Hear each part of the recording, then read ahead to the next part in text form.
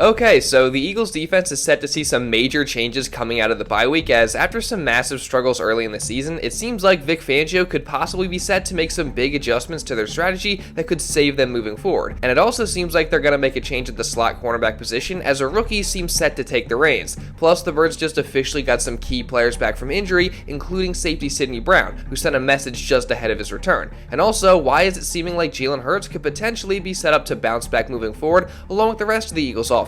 Well, we're going to talk about that and all the other latest Eagles news starting right now. What's up, everyone? Welcome to the Philly Fan 21 channel. If you're new, I'm Evan and I cover all things Philadelphia Eagles. And the Birds are back after what seemed like an incredibly long but also much needed bye week, as after the rather stressful first 4 games of the Birds season with plenty of well-documented issues at this point, I must admit, it was kind of nice to get a little bit of a break and a stress-free football Sunday, just, for my mental sanity, and I'm sure that goes for many of you as well. But that being said, I'm definitely glad that we're getting back into the swing of things and preparing for what is an extremely important and crucial stretch of the season. And of course, that starts with the matchup versus the Cleveland Browns this week. And like I talked about in my video yesterday, is there really any better opponent for the Eagles to face coming off the bye? Because as much negativity as there has been in Philadelphia surrounding our Birds through the first 4 games of the season, it is nothing compared to what's going on in Cleveland right now, as the Browns are clearly one of the worst teams in football. They've taken a step back defensively, and then offensively, they are just horrible all around, and Deshaun Watson looks like easily one of the worst quarterbacks in the NFL,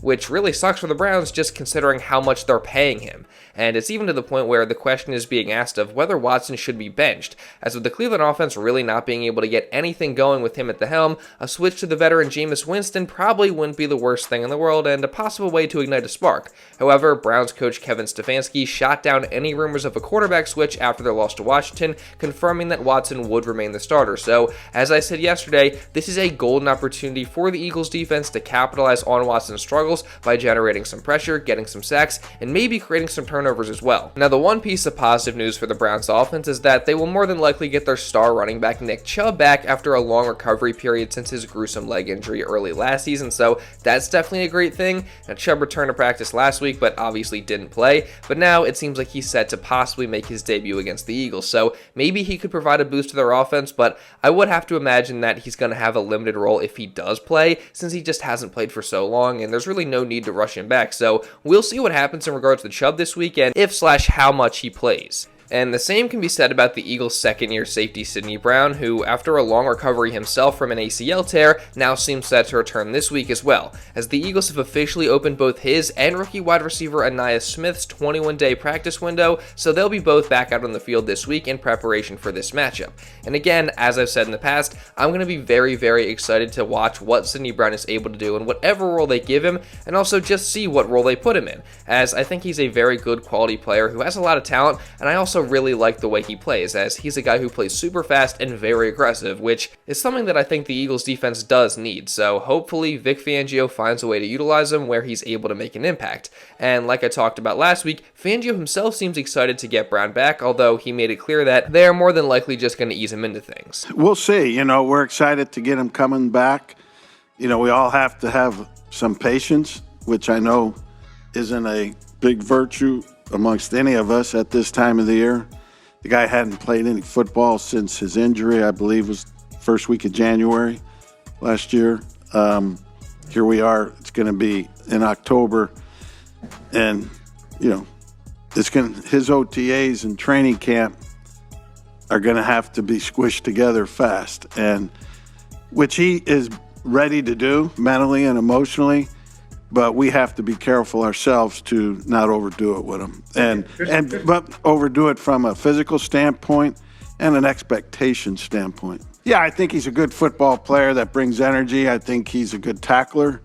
I'm excited to see him, for the first time, because I do think he's a good football player. Where he'll exactly fit in, we'll have to see. Again, I just cannot wait to have Sidney Brown back out there making plays for this defense, and he seems more hungry and motivated than ever, as after the Eagles announced his return, Sid took to Instagram to send a message, as he posted a story quoting the Eagles post saying, quote, "It's time." So it sounds like he is certainly ready to go and fired up to get back out there, and again, I just cannot wait for it. And I also can't wait to get a few other key Eagles back this week, as it's essentially been confirmed that the Birds will see 3 stars return to their offense this week versus the Browns, as back before the Bucs game, it was reported that right tackle Lane Johnson was cleared to play coming off a concussion, but he was held out for precautionary reasons. So it's expected that he will be back this week. And then yesterday, James Palmer reported that A.J. Brown and DeVonta Smith are expected back as well, saying, quote, "My understanding is that the Eagles are expecting to have their top wide receivers A.J. Brown hamstring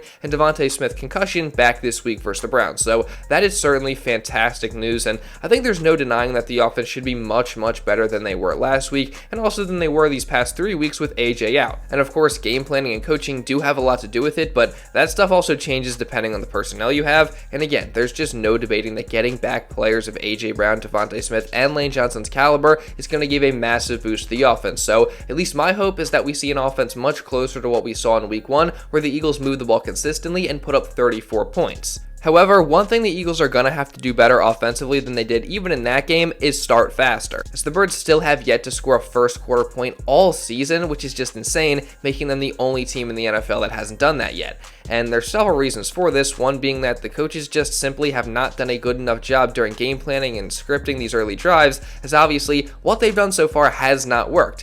And also on top of that, the Eagles players also deserve blame, as they have just not executed out on the field during these early portions of the game, with John McMullen of Eagles on SI noting that negative plays have been a huge culprit in the Eagles' slow starts, whether it's just flat out poor execution on the plays or penalties. And they've consistently been behind the chains in these situations, so the Birds are going to have to get all those things fixed, because they just have to start faster if they want to have a successful season. I mean, the 2 Eagles teams that I have actually watched in my lifetime get to the Super Bowl have both been teams that started fast on offense and built up quick early leads, so this team has to find a way to do the same. And in my opinion, they are very capable of doing that, as this offense arguably has the most talent of any of those teams, so hopefully they can figure it out. And Kellen Moore seems optimistic that they will do that, saying in a press conference last week, quote, "The first drive really is a great growth opportunity for us coming out of this bye week. We haven't been successful in 4 weeks, doesn't mean we have to follow that trend moving forward. We can find our solutions and our better way to handle this. This is a really fun task for us to navigate and just find a way to get going sooner, get going quicker, because there are moments coming out of second halves we've had successful drives just coming out of it. But we've obviously got to start faster, and so that's a big focus for us, just to continue to evaluate that and find our way." Now, personally, I think they just got to give the ball to Saquon Barkley and establish the run early, and that should get the rest of the offense into a quick rhythm. But we'll just have to wait and see what they decide to do coming out of the bye week to hopefully fix this issue. And another issue the Eagles obviously got to get fixed is their problem with turning the football over, specifically Jalen Hurts, as he's obviously the one committing all the turnovers, but the good news is it seems like he's set up to clean those up moving forward.